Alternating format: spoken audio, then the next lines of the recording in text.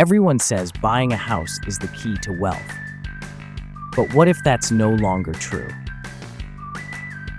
There's a simple calculation the real estate industry doesn't want you to know.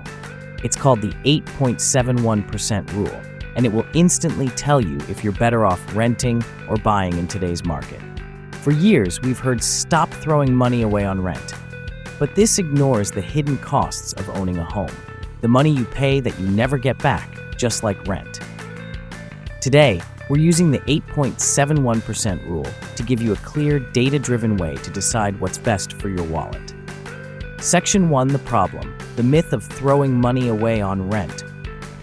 The idea that renting is throwing money away is a myth. Both renting and owning have huge, unrecoverable costs. With renting, it's your monthly check.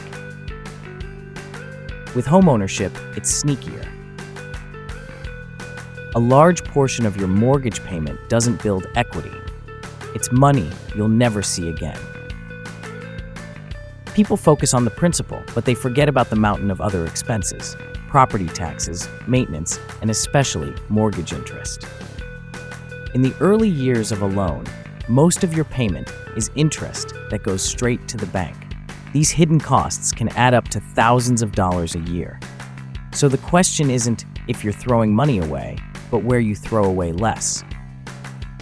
We need to compare the unrecoverable costs of renting versus owning, and that's what the 8.71% rule does. Section 2, the solution, breaking down the 8.71% rule. This rule is an update to the old 5% rule, adjusted for today's higher mortgage rates. It calculates your annual unrecoverable ownership cost as a percentage of the home's price, made of 3 parts. First, property taxes. These vary by location, but the national average is about 1.11% of the home's value per year. Second, maintenance costs.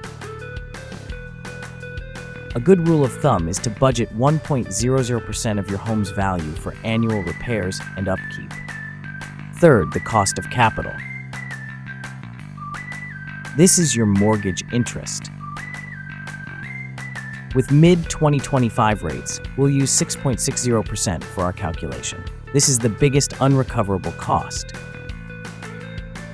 Add them up for taxes, plus 1.0% for maintenance, plus 6.4% for interest equals 8.71%. This is the percentage of your home's value you lose each year to unrecoverable costs. Section 3, the application. How to use the 8.71% rule in the real world. Here's how to use the rule. The formula gives you a monthly break-even point where the cost of renting and owning are the same. Home price X.0871 or 12's monthly break-even point. Let's use a $500,000 house as an example. 500,000 times 1 is $43,550 in annual unrecoverable costs. Divide that by 12 and you get $3,629 per month. This is your break-even number. The decision is now simple. Can you rent a comparable home for less than $3,629 a month?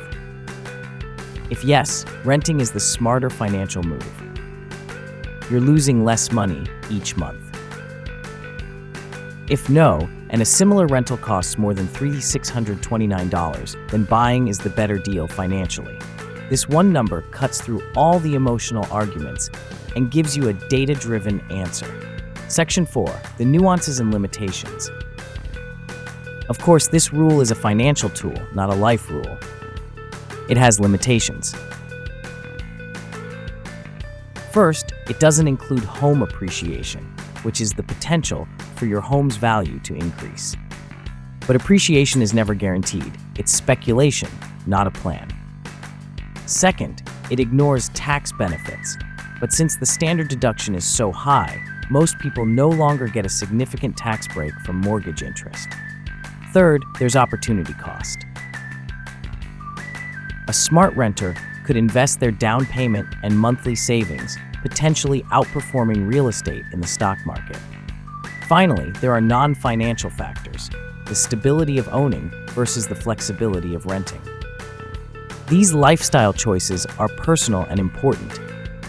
The rule is just a starting point to ground your decision in financial reality. The choice to rent or buy is huge, and it's often clouded by outdated advice. The 8.71% rule helps you see through the noise. It offers a logical way to compare the true costs of both options by focusing on the money you never get back. Buying a home can be a great investment, but it's not a one-size-fits-all solution. This calculation lets you stop guessing and make a decision that's right for your wallet and your life. Now it's your turn. Use the 8.71% rule for a home in your area. What's your break-even point? Tell me in the comments if you should be renting or buying right now. And if this was helpful, hit subscribe for more clear, no-nonsense financial tips. Thanks for watching.